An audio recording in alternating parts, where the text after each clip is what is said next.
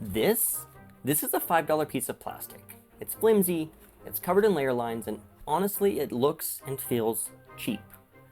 But what if it didn't have to be? What if we could take this exact object and transform it into this? A $100 luxury item that you'd actually be proud to display. Today, I'm putting that to the test. Can I really take a basic PETG print and make it feel like it belongs in a high-end store? I'm going to use a desktop laser to add some intricate designs and then elevate it with real laser and brushed aluminum accents. Now this is a transformation challenge. Let's get to work.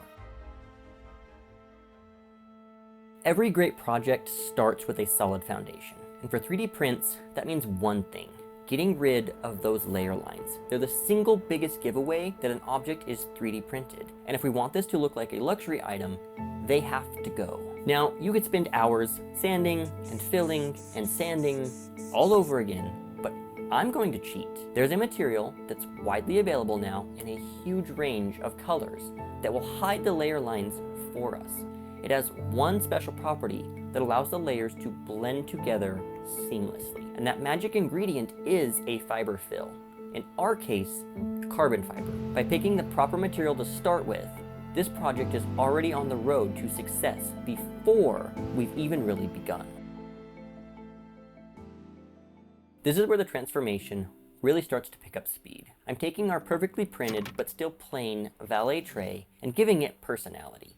The plan is to use a desktop fiber laser to engrave a deep, intricate pattern into the surface. This adds a level of precision and detail that's just impossible to do by hand. Now I'm using a fiber laser, which has a wavelength of around 1064 nanometers, and it's perfect for etching on colored PETG like this. Now the key to engraving plastic is finding the delicate balance between power and speed. Too much power or too slow of a speed, and you don't just engrave the plastic, you melt it into a gooey mess. Too little power or moving too fast, and you barely even scratch the surface.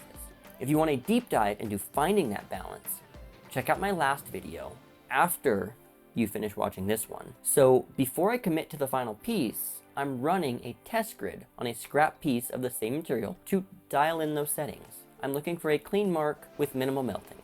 And it looks like a mid-power setting around 50% with a high speed of about 2500 millimeters per second gives me that crisp, defined line that I want. Now, I've designed a Pisces-inspired geometric pattern that I think feels both modern and timeless. I'll load the design into the laser software, get the tray positioned perfectly in the enclosure, and hit the big green go button. This is easily the most satisfying part of the process. And we have a problem. Of course we have a problem. The engraving came out a little too light. This is likely due to the final pattern being much larger than my small test grid, which let the plastic cool down between the laser passes. It's a simple fix though, as long as we don't move the tray. I'll simply run the laser again with the same settings to deepen the mark. And with that, engraving number 1 is done. To finish it off, I'll also add a tiny small Pisces logo in one of the lower trays for an elegant look and a little nod to the channel. Now, working with precision like this really highlights the value of quality manufacturing, which is why I'm glad this video is sponsored by PCBWay. Whether you're a hobbyist like me or a professional, PCBWay is an incredible resource for bringing well-made parts to life. They don't just offer fast, affordable, high-quality PCBs anymore either. They also provide CNC machining and 3D printing in various materials. So whether you need metal components, custom plastic enclosures, or even a detailed circuit board, their platform makes it easy to get a quote and see your project through. Check out the link in the description to explore how PCBWay can help you with your next build. Now, our valet tray has a sophisticated pattern, but it's still just one material. To really push it into the luxury category, we need to bring in new textures. I'm talking about real, genuine leather and cold hard brushed aluminum. This mixed media approach is what will truly set it apart. First up, the leather. Now I've chosen a thin 1.5 millimeter thick vegetable tanned leather, a perfect contrast to the hard plastic tray. Now for this, instead of cutting, I 3D printed a stamp to emboss the Pisces constellation right onto the leather. I just wet the leather, force it into the 3D printed mold to get its basic shape, and then add a touch more water, clamp the stamp in place. It's not a loud feature, but it's a subtle detail that adds a custom touch without drawing too much attention to one specific item. Now we'll trim the leather to fit perfectly in its insert and install the wireless charger at the same time. With the leather ready, I apply a thin, even layer of contact cement to both the recessed area on the tray and the back of the leather. After letting it get tacky, I carefully place the leather inlay into its pocket. The fit is so snug and it's very satisfying. Next, the aluminum. I want to add a small bit of hard metallic contrast. It adds a touch of authenticity, like something you'd find on a designer product. Now I'm using a very thin 0.5mm sheet of brushed aluminum, and the fiber laser is the perfect tool for metal. I've engraved another geometric design into the aluminum, this time symbolizing sound waves, as this is where the wireless earbuds will live. I'll put some strong 2-part epoxy into the recess on the tray and carefully set the aluminum plate in place. The cold gleam of the brushed aluminum against the dark textured plastic and the soft leather is a powerful combination.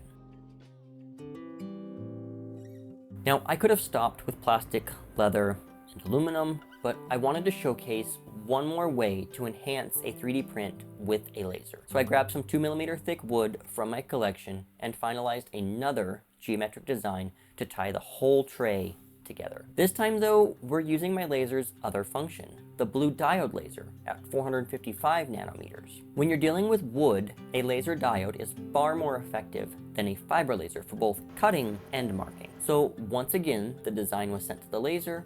I did test a piece off camera, and now we're ready to hit send on the final piece of this puzzle. With it cut and cleaned, I'm adding a small touch of oil to the wood to soften it and warm it up, helping it blend better with the leather. I wish it would have blended better, but alas. Now a little more 2-part epoxy and the tray is complete. The final assembly is done. The part was printed without lines, the lasers etched its story, and the premium materials are in place. Now, for the moment of truth. This is what we've created. A valet tray with sharp, precise lines of laser engraving, the soft, luxurious touch of a genuine leather, the cool industrial accent of brushed aluminum plate, and a warm wood insert to tie it all together. And it sits on the desk with a sense of purpose and permanence. So let's go back to that original question. Did we do it? Did we turn a $5 piece of plastic into a $100 luxury item? Let's look at them side by side.